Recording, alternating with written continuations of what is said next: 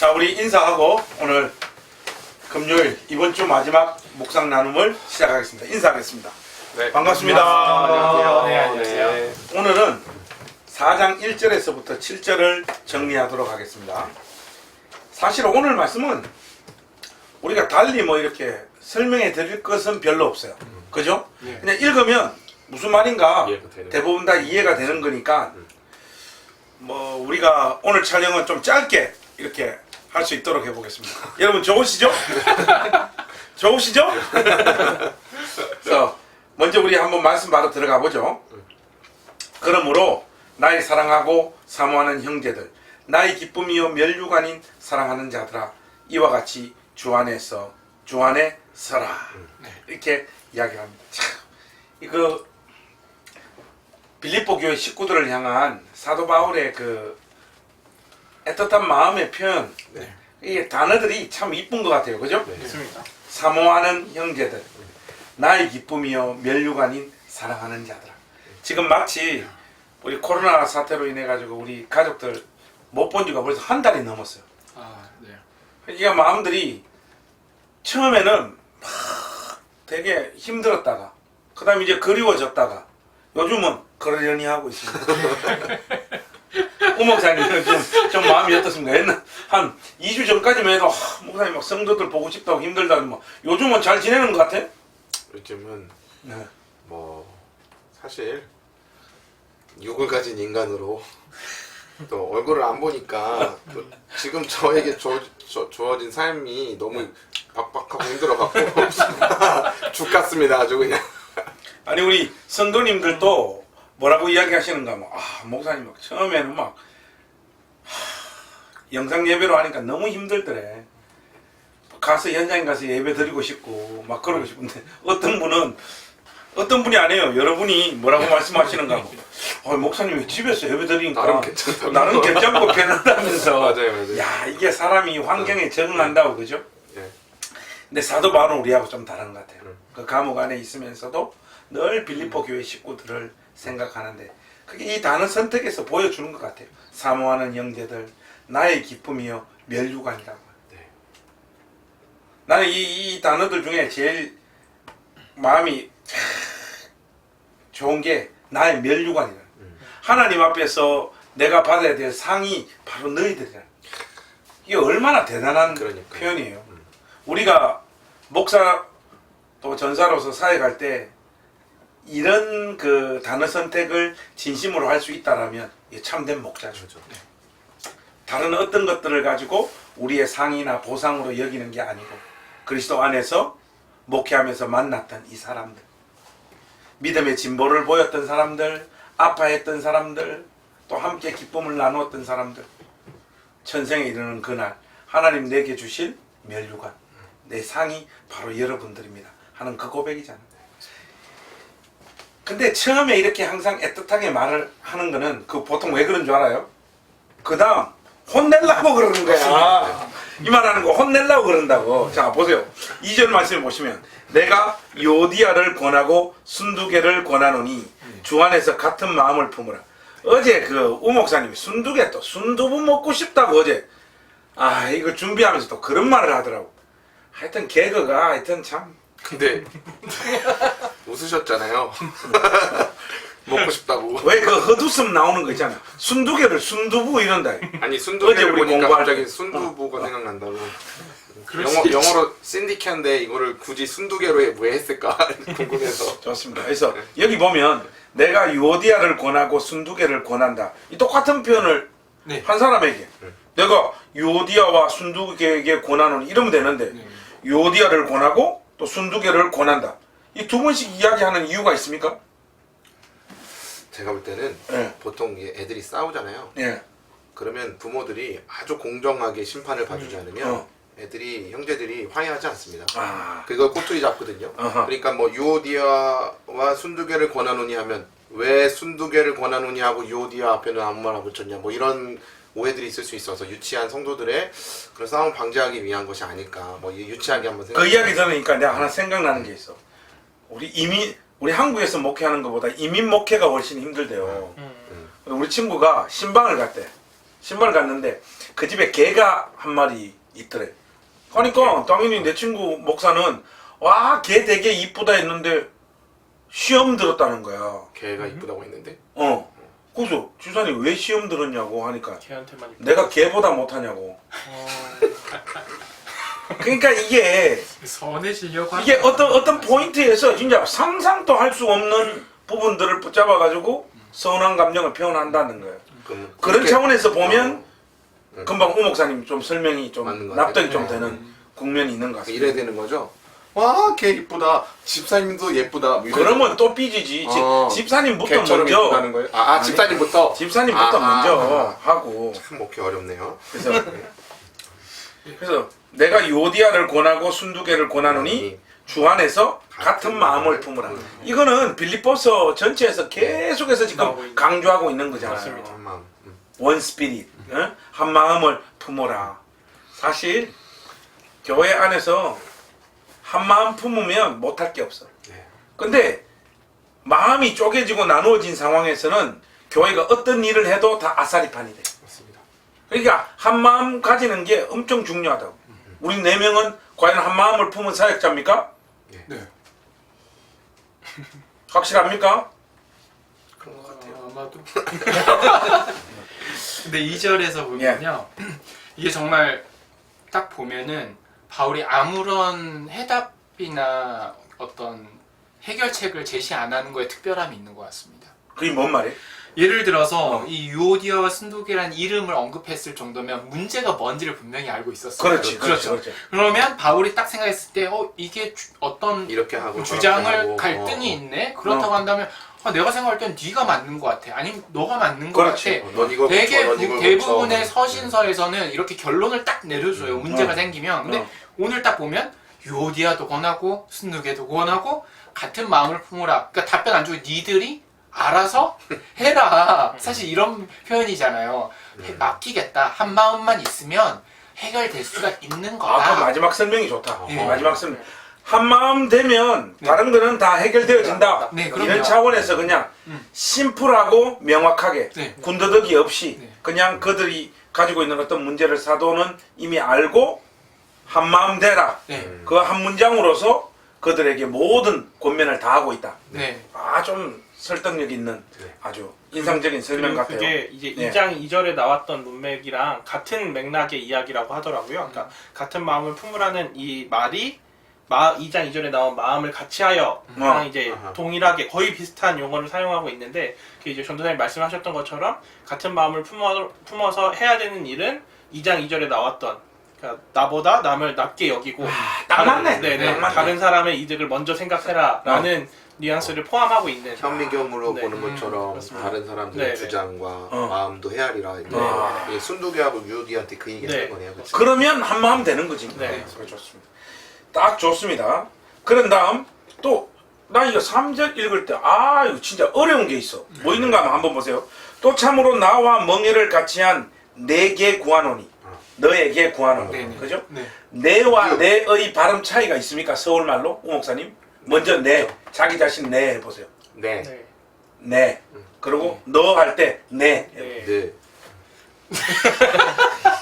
틀리잖아요. 내가 차이가 톤이 있습니다. 다르- 톤이 내가 아니 다르죠. 내는 어두운 옆으로 발음. 벌어지고 그렇지. 네. 내가 내는 앞으로 나가야 돼. 진짜 차이가 있다고 네, 있어요. 그럼 제가 한번 해볼게요. 먼저 나 할 때 네. 네.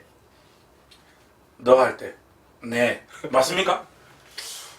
좀 더 그 나 할 때 내를 옆으로 벌어지게 벌려야 하시면 됩니다. 옆으로. 내가 근데 네. 네. 이렇게. 그만합시다. 진짜 어려운 쌀. 쌀 되죠.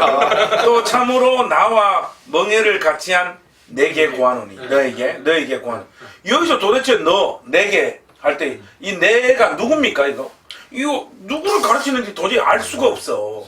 그러니까 일단 2절에서 유오디아와 순두개를 권하면서 한마음 되라고 이야기한 거는 끝났어 이제. 끝났어요. 끝났고 또 내 생각났는데 나와 멍에를 같이 한 너에게 예. 도대체 이 너가 누구냐고. 오 목사님 여기서 너가 누굽니까? 멍게를 같이 했다. 예. 그러니까 앞에서 언급했던 뭐 디모데나 에바브로디도나 뭐 신라나 이렇게 갇히거나 어려운 상황을 겪는 그런 사람들을 염두에 둔 것일 수도 있다 이렇게 얘기는 하는 설도 있고요. 저는 이 통상적으로 멍해를 같이 맨다라고 하는 것은 이거 결혼 관계를 말하는 거거든. 제가 지금 그 얘기 하려고 그러는데 고린도서에 이제 네. 믿지 않는 자와 멍해를 같이 매지 하지 말라. 말라. 그 이제 결혼을 하지 말라 이 얘기잖아요. 그죠. 그거 가지고 불신자하고 결혼하는 거 신중하게 생각하십시오. 우리가 설교하는데 여기서 멍해를 같이 한 4개 그것도 누군지도 전혀 언급이 없는데 그냥 저기 2인칭으로 너, 유 이렇게 해버리니까 아마 바울 사도의 아내가 아닐까. 뭔 말이야? 그러면서 나와 함께 힘쓰던 저 여인들을 돕고 이러니까 야 사모님 그 저 빌립보 교회 My wife. 마이 와이프 어. 그 여자들 이렇게 싸우고 한 거 어. 앞에서 좀 잘 이렇게 도닥이고 좀 이렇게 해주십시오라고 한 게 아닐까 이렇게 조금 상상을 해봅니다. 여러분. 근데 바울 결혼설이 이 구절에서 있지 않습니까, 목사님? 어머 이 3절에 보통 보면 네. 그 나와 멍해를 같이 한 너니까 네. 이걸 가지고 뭐 바울 결혼설의 어떤 근거 구절로 이야기하는 네. 학자들이 있다고 하는데 제가 볼 때는 쓰레기 의견 같고 여러분들 별로 저는 에바브로 주지 디도일 것 않으셔도 같아요. 에바브로디도 네. 왜 그렇게 제가 생각해요? 이유를 설명드릴게요. 네. 여기서 보면은 4개 멍해를 같이 한 4개. 그러니까 멍해를 같이 지금 현재 멍해를 같이 하고 같은 마음을 가지고 있는 어허. 사람. 그리고 정말 이 사람이 딱 나왔는데 어떤 하나님의 은혜가 딱 있어가지고 자기도 기쁘고 울고 웃고 하는 사람 몇 명 안 돼요. 뭐 디모데, 에바브로디도 지금 현재 누가나 몇 명 안 되는데 그 중에서 이 편지를 또 누가 가지고 갑니까? 에바브로디도가 또 가지고 가지 않습니까? 가잖아요. 그럼 너라고 지칭할 수 있는 사람이 일단 빌립보 교인은 아니 교회에 있진 않아요. 지금 현재 상태에서 그렇죠? 이 편지를 가지고 있으니까 너라고 해서 알아들일 사람이 없어요. 지금 빌립보 아니 교인은 빌립보 교인들이 편지 받았을 때는 너라고 했을 때 알아들을 사람이 있죠. 없죠. 왜 없어요? 왜냐면 이 너라는 것은 대신 한번 이름을 언급하고 다음에 말하는 단어니까. 그리고 에바브로디도가 아내는 알아들 수 있을 거예요. 그리고 어느 정도 직분이 있는 사람이었잖아요. 그리고 빌립보의 사정을 알아서 이 사람이 나중에 어떻게 하냐면 이 유오디와 순두계 복음에 나와 함께 있었던 이 여인들을 도울 수 있는 사람. 빌립보 교인이면서도 지금 현재 나랑 같이 있으면서도 영향력 있는 사람이 에바브로디도가 아닐까. 여러분 여기에 대한 답은 없습니다. 이 정확하게 맞아요. 누구를 가르치는 거는 알기가 어려울 것 같아요. 맞아요. 이게 지금 우리가 뭐 많은 책들을 또 확인해봤지만은 맞습니다. 여기 말하는 너라고 하는 이 대명사는 누구를 가리킨다는 거는 좀 밝히기가 어렵고 어쨌든 내게 구하노니 복음에 나와 함께 힘쓰던 저 여인들을 돕고 또한 글레멘드와 그 외의 나의 동력자들을 도와라. 그 이름들이 생명책에 있느니라. 여러분들 특별히 이해하시는데 어려움이 없으시죠? 네. 자 이제 4절에서부터 7절이 중요한 것 같은데 여기 중요한 그 동사가 4개. 4개가 지금 등장하고 있죠. 그 중요한 동사 4개가 뭐죠? 기뻐하라. 기뻐하라. 그 다음 너희 관용을 알게 하라. 관용을 알게 하라. 염려하지 말라. 염려하지 말라. 하나님께 아뢰라. 하나님께 아뢰라. 네. 이 4개. 네. 하나 우리 쪽에 요청하는 거. 네. 사도 바울이 성도들에게 요청하는 게 이 4개라는 거. 그럼 내가 묻고 싶은 게 있어. 이거 지금 4절에서부터 7절을 한 단락이라고 한다면 뭐 하라. 이 각각 개별적인 단어예요? 아니면 이 4단어가 서로 이렇게 좀 더 연관이 되어져 있는 단어예요? 어떻게 좀 생각하세요? 우리 네, 주명근 전사님. 개인적으로는 이게 그냥 이렇게 딱 보면 아무 관련이 없는 것처럼 문맥상 보고도 다 느낌도 다르고 해서 관련이 없는 것처럼 보이지만 사실은 이 이야기들이 다 같은 공통적인 배경을 가지고 있다고 보이고 있어요. 왜냐면 이제 첫 번째 이제 대표적으로 나와 있는 내용 중에 관용이라는 케이스를 보게 되면 이 관용이라는 말은 통상적으로 이제 일반적인 반응에서 사람들이 뭐 화가 나서 보복을 해야 되는 상황에서 보복을 하지 않고 이렇게 친절한 태도를 갖게 되는 그 모습을 할 때 자주 사용하는 단어라고 하는데요. 이 내용을 언급하고 있는 거는 지난 시간에도 이제 말씀드렸던 것처럼 고린도 교회를 염두에 두고 있는 바울의 생각 속에 고린도 교회 안에서 분명히 분쟁이 있었잖아요. 그리고 그 분쟁이 심각해져서 오히려 법정 싸움까지 가게 되어지는 세상 법정 싸움까지 가게 되어지는 그런 모습을 보면서 그렇게 선택을 하면 안 되고 분명히 계속해서 바울이 논지를 가져왔던 것처럼 복음에 합당한 삶을 살아야 된다라는 논지를 가져가는 걸로 그렇게 해서는 안 된다라는 이야기를 하고 있고 또 염려하지 말라라는 이야기도 이 마태복음이나 누가복음, 마태복음 10장이랑 누가복음 12장에 나오고 있는 뭐 이제 재판관들 앞에 갔을 때 복음으로 인해서 핍박을 받아서 재판관들 앞에 갔을 때 너희가 무슨 이야기를 할지 근심하지 말아라라는 이야기가 나오는 것처럼 그것과 같은 맥락에서 이야기를 찾고 있다고 하더라고요. 그래서 이런 정황들을 보게 되면 모두 같이 표현하고 있는 게 박해 상황임에도 불구하고 네, 복음에 합당한 방식으로 생활을 행하라라는 거를 배경을 두고 있는 이야기 단어들이다. 네, 맞습니다. 핍박 상황에서 등장하고 있는 표현들이다. 네, 맞습니다. 우리 박병현 전사님 좀 어떻게 생각합니까? 저는 좀 다르게. 뭐 항상 달라. 저는 이제 핍박 상황은 아니고 빌립보 교회의 사정을 잘 알고 있는 바울이 그들의 일상의 삶에서 보편적인 그냥 아주 평범한 상황에. 그래서 좀 삶에서 여러분들이 기뻐했으면 좋겠습니다. 왜냐하면 그 위에 3절에 나오는 우리들 그 이름들이 생명책에도 있고 그리고 5절에 이제 하나님께서 가까이 오시니까 여러분들 좀 기뻐하고 힘들어도 기뻐하게 사셨으면 좋겠습니다. 그리고 관용을 베풀라라고 했는데 위에 요디아와 순두개가 한 마음 되려면 양보해 줘야 되고 그렇죠. 그래야 되지 않습니까? 그래야지 그러니까 관용이 그런 양보의 의미지 않습니까? 그러니까 여러분들도 다 그렇게 파벌로 이렇게 싸우지 마시고 관대해 주셨으면 좋겠고 그리고 여러분들 6절에 보면 삶 사는 게 되게 힘들죠. 핍박도 있을 수도 있고 아니 뭐 하루 벌어먹고 사는 것도 힘들고 기도하는데 이런저런 기도 제목이 있는데 여러분들 그런 염려하지 말고 기도와 간구로 하다 보면 하나님께서 어떻게 좀 7절의 마지막에 여러분들 마음과 생각을 잘 지켜주실 겁니다. 그러니까 여러분들 어떤 상황에서도 기도하십시오. 이렇게 좀 보편적인 그런 얘기를 하고 있는 것 같습니다. 뭐 굳이 안 하셔도 될 말을 길게 하시네요. 보편적인 말을. 보편적인 말. 보편적으로 오 목사님은 이거 지금 그러니까 김영근 전사님하고 박병현 전사님 의견은 이게 약간 핍박을 받고 있는 상황에서 지금 그 권면하는 4가지 권면이다. 우리 박병현 전사님 그게 아니고 그냥 일상적인 평범한 상황에 사도 바울이 그냥 하는 말이다 이렇게 하는데 오 목사님 생각은 좀 어떠세요?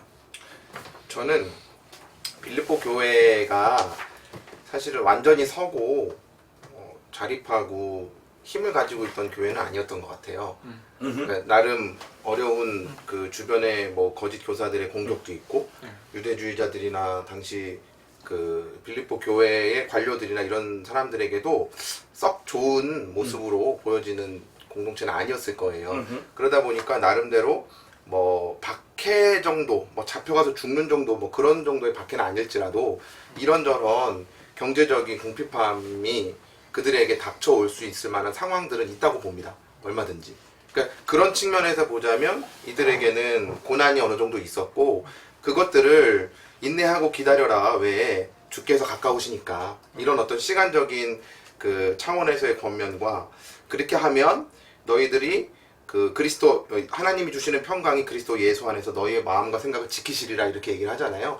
여기 지키신다는 단어도 빌립보 교회 이제 빌립보 지역을 주변에 어떤 야만인들이 둘러싸고 있었다고 그래요. 근데 그거를 로마 군인들이 이제 군대가 지키고 있었는데 그 지키다의 군사 용어를 사용한 걸 봐서는 빌립보 성도들을 보호하시고 지키시는 분은 그러니까 공간적으로도 하나님이시고 우리 주님이시다라는 것을 확신을 심어줌으로써 그들에게 겪고 있는 경제적인 궁핍함이나 어려움들을 조금 더 그 넉넉하게 기쁨으로 이겨낼 수 있도록 권면하는 내용이 아닐까 뭐 이 정도로 저는 보고 있습니다. 네. 굳이 안 해도 될 보편적인 이야기니까 그러니까 세 사람 설명 들으니까 더 헷갈려. 제가 볼 때는 뭐 다들 좋은 설명인데 이 부분에 이게 중요한 것 같아요. 하나님께서 기도를 응답하시는 방식. 그러니까 예를 들어서 뭐 아무것도 염려하지 말고 다만 모든 일에 기도와 간구로 하나님 앞에 구하라. 네. 그러면 하나님께서 너의 어떤 환경을 바꿔주시고 너희 필요도 채워주시리라. 뭐 그런 방향으로 이렇게 지금 사도 바울이 기술하지 않고 네. 마지막 응답이 뭡니까? 너희 마음과 생각을 지키시리라. 이걸 보면 약간 핍박이 있는 상황 같아요. 왜냐하면 잠언에도 마음을 지키라 했잖아요. 왜냐하면 거기서 생명이 나온다고. 사실 마음과 생각이 지켜지지 않을 때 불안과 염려와 걱정과 공포가 밀려오는 거죠. 근데 사실 우리 마음이 딱 지켜지면 뭐 가난이라든지 이런저런 공격이라든지 이런저런 핍박 앞에서도 우리 마음이 지켜지면 어떤 상황도 통과해 갈 수 있거든요. 그러니까 하나님께서 너희 마음과 생각을 지켜주신다라고 하는 무엇으로?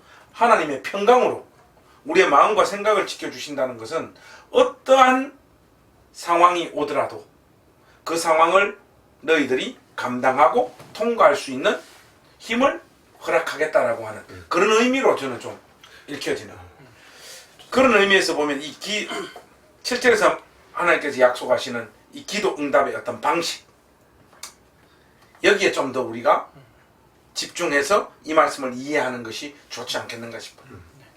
저는 목사님이 예. 신방을 저랑 같이 이렇게 가시면 예. 그 인상 깊게 하시는 기도의 내용이 있어요. 자주 하시는 게 본인이 아실지는 모르겠는데 저희는 이곳에 잠시 와서 신방하고 가지만 우리 주님께서 이곳에서 함께 하시고 지켜주십시오. 이런 기도의 어떤 내용들을 하실 때 굉장히 은혜가 되거든요. 저는 바울의 심정이 그거 같아요. 내가 비록 너희에게 떠나 있지만 이 빌립보서 전체 문맥에서는 바울의 심정은 염려입니다. 사실은 빌립보 교회에 대한. 근데 나도 염려하지 않고 기도하겠어. 너희도 염려하지 마. 왜? 주님이 너희와 함께 하시니까. 이제 이 문맥을 좀 가지고 보면 뭐 핍박의 상황이든 일반적인 상황이든 바울이 권면하는 내용이 조금 이해가 되는 것 같습니다. 좋습니다. 박병현 전사님 뭐 다른 특징들이 좀 보이나요? 이 중요한 구절의 어떤 기도에? 저는 이제 4절에서 7절을 네. 이제 계속 본문을 계속 보면서 좀 특이한 점이 했는데 개인적으로 네. 좀 어떤 감정이나 요런 표현들을 많이 사용하는 감정과 네, 관련된 단어가 많이 나온다. 많이 있었습니다. 예를 들면 4절에 기뻐하다, 기뻐. 뭐 관용하는 자세라든가 그렇죠. 아니면 염려하지 말고 그렇죠. 아니면 감사함으로 그렇지. 강구도 그렇고 기도와 강구도 그렇고요. 기도 광고는 뭐 감정하고 감정? 상관없지. 이거는. 아, 네, 알겠습니다. 7절에 지각이라든가 그렇죠. 뭔 지각이 평강, 평강. 아니면 우리 마음과 오케이 생각. 맞네. 그래서 저는 이게 아마 우리들의 바울이 원하는 게 우리들의 어떤 마음가짐, 태도가 굉장히 강조하려고 하는 바울이 그런 모습들이 눈에 띄었던 것 같아요. 지금 사도 바울이 너희들이 어떤 상황이 있더라도 신자다운 어떤 태도. 삶의 태도, 네, 삶의 자세. 마음의 어떤 자세를 네, 네. 견지하는 게 중요한데 네. 기도하는 자에게 하나님께서 마음과 생각을 지키게 하셔서 그러한 열매를 맺게 하실 것이다. 이런 의미가 있습니다. 우리가 뭐 길게 한다고 더 좋은 건 아니고 오늘 여러분 여기까지 저희들이 하겠습니다. 1절부터 7절 오늘 여러분들에게 설명해 드릴 게 이게 전부 다입니다. 혹 여러분들이 속으로 생각하기를 저 4명 오늘 준비를 좀 안 했구나. 그렇게 생각하는 것은 노 착각입니다. 구절 자체가 그래요. 맞습니까? 맞습니다. 자, 또 우리 빌립보서 묵상은 다음 주에 또 준비해가지고 4장 마지막 부분 네. 저희들이 또 이렇게 묵상하고 공부해서 여러분들 찾아오겠습니다. 거의 다 이제 끝났네요. 빌립보서가 다 돼가고 있어요. 제 처음 계획은 빌립보서가 끝나면 코로나가 종식될 거다. 자, 그렇게 생각했거든요. 그런 마음으로 기도합니다. 정부에서도 보니까 4월 지금 휴학할지 안 할지를 부모님들에게 지금 여론 조사를 지금 들어갔다고 하더라고요. 네. 제발 아이들도 학교를 가고 교회도 우리가 함께 모여서 하나님을 찬양하는 그런 날들이 왔으면 좋겠습니다. 아유, 다 모여가 예배 드릴 때 많이 울 것 같아. 눈물 날 것 같아요. 진짜. 손수건 준비해야 돼. 진짜 많이 올 것 같아. 너무너무 사모하고 너무너무 기다려집니다. 여러분들은 저의 사모하는 믿음의 형제와 자매님들이고 나의 기쁨이고 나의 멸류관입니다. 우리 마지막으로 인사 한번 하실까요? 네. 자, 다음 주에 뵙겠습니다. 네. 안녕히 계십시오. 안녕히 계세요. 네.